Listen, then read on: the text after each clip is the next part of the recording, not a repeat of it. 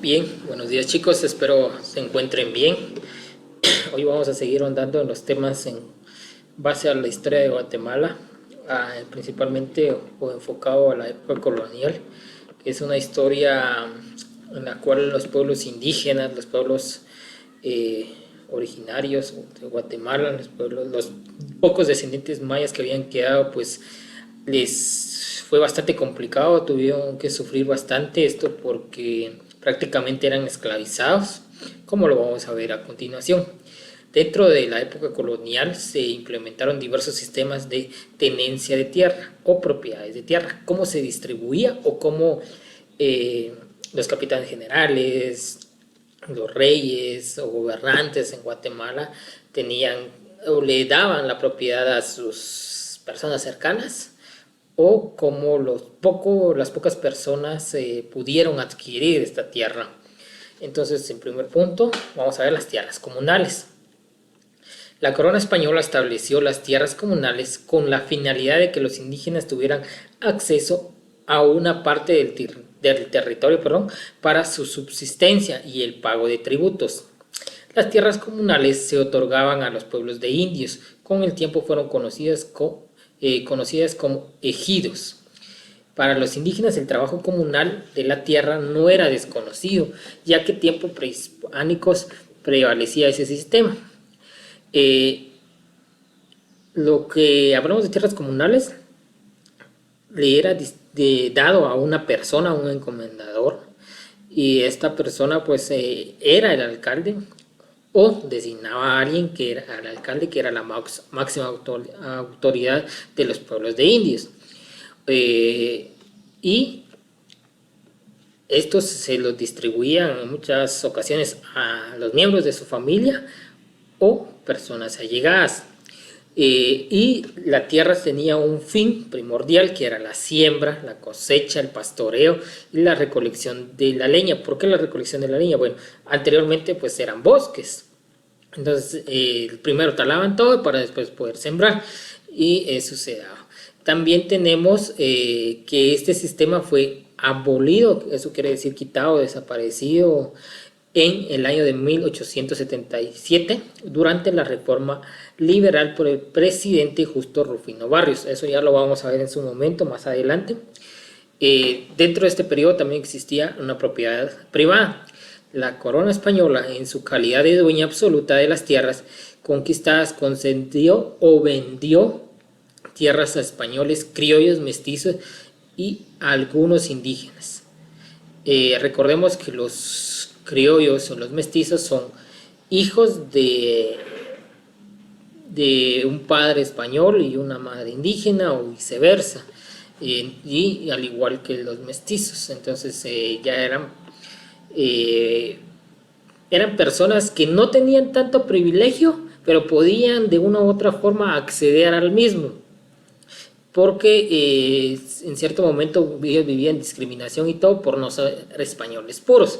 Entonces eran como que hechos de menos, dejados por un lado, pero que tenían en cierto momento derecho a poder protestar o buscar su bienestar. También vamos a ver que existe la mediana y pequeña propiedad. Como les decía, teníamos un pequeño grupo de criollos que sus padres puede que no los hayan terminado de aceptar porque eran hijos de una madre indígena. Entonces estos eran criollos que no se quedaban conformes con lo que tenían, o si no tenían nada buscaban cómo tener, y ahí es donde nace la mediana y pequeña propiedad. Hubo, como les digo, entre el grupo social de los criollos hubo diferencia en cuanto a la propiedad de tierra. Muchas personas solo tuvieron acceso a medianas o pequeñas propiedades que les generaban menores ganancias que las grandes latifundios. Latifundios son grandes extensiones de tierra, pero les permitía gozar de una vida cómoda. Era como la clase media de la sociedad en ese momento. En el caso de los mestizos, como la corona no les cedió tierras, debieron trabajar para poder pagar por sus propiedades. La tierra que lograban adquirir por lo general estaban alejadas del valle central de Guatemala, como hoy por decir San Juan Zacatepeques, que en su momento si lo vemos en un mapa, pues está alejado de la capital, o que en ese momento era la Antigua, y es por eso que existen tantas fincas o tantas aldeas en ese momento. También tenemos una propiedad eclesiástica. La Iglesia Católica fue una de las más importantes propietarias de tierra en el Reino de Guatemala. Algunas de las órdenes religiosas más poderosas fueron los dominicos, franciscanos y jesuitas. Las órdenes religiosas adquirían la tierra mediante los procedimientos de concesión por parte de la corona o donaciones realizadas por los feligreses y obras u oficios religiosos que se pagaban con tierras. Debido a que algunas órdenes religiosas daban dinero en calidad de préstamo, también obtuvieron tierras hipotecadas por los deudores. En la Antigua nos damos cuenta, o vamos a la Antigua, nos damos cuenta que una iglesia no ocupa un espacio pequeño de tierra como que si fuera solo el Calvario de acá de San Juan.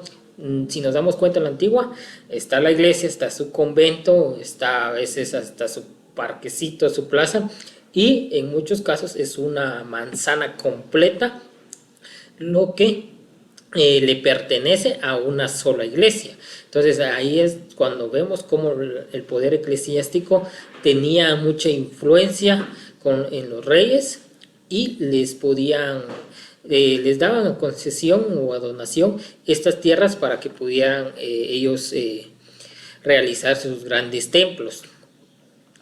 Dentro de otras o de las formas de trabajo de la época colonial, vamos a ver el repartimiento. Este sistema consistía en el envío de campesinos originarios de los pueblos de indios, los que quedaban todavía, los pocos cachiqueles, quichés o tujiles que quedaban, hacia las grandes propiedades. Fue el sistema de trabajo semiforzado que más se utilizó en esas propiedades. Estos iban y eran prácticamente obligados a trabajar en condiciones precarias. En muchos casos no les daban alimentación, no tenían un techo digno de donde vivir, y por eso mucho lo consideraban semiforzado, porque algunos sí tenían privilegios y algunos otros no. La mita era similar al sistema de repartimiento, pero se aplicaba al trabajo de las minas, especialmente en el Virreinato de Perú. Este sistema ya era conocido por los incas en la época prehispánica. En Guatemala, pues prácticamente esto no se dio porque no teníamos un sector de donde poder extraer recursos minerales. También tenemos la encomienda. Este sistema se implementó al principio de la colonia, consistía en entregar un grupo de indígenas a un conquistador o colonizador para que trabajaran para ellos en forma no remunerada. El compromiso del encomendador era protegerles, enseñarles la doctrina católica e el idioma castellano.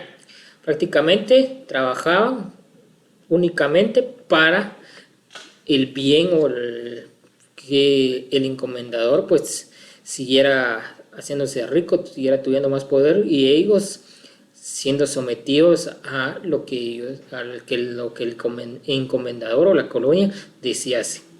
Eso sería prácticamente los temas de esta semana.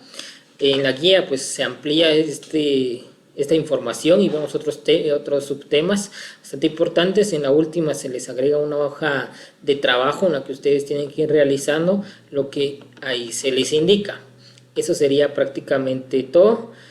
Espero haya quedado claro, y cualquier duda pues me pueden escribir al correo o a mi número de teléfono para poder aclarárselas y que puedan trabajar sin un inconveniente. Espero verlos pronto y que se cuiden.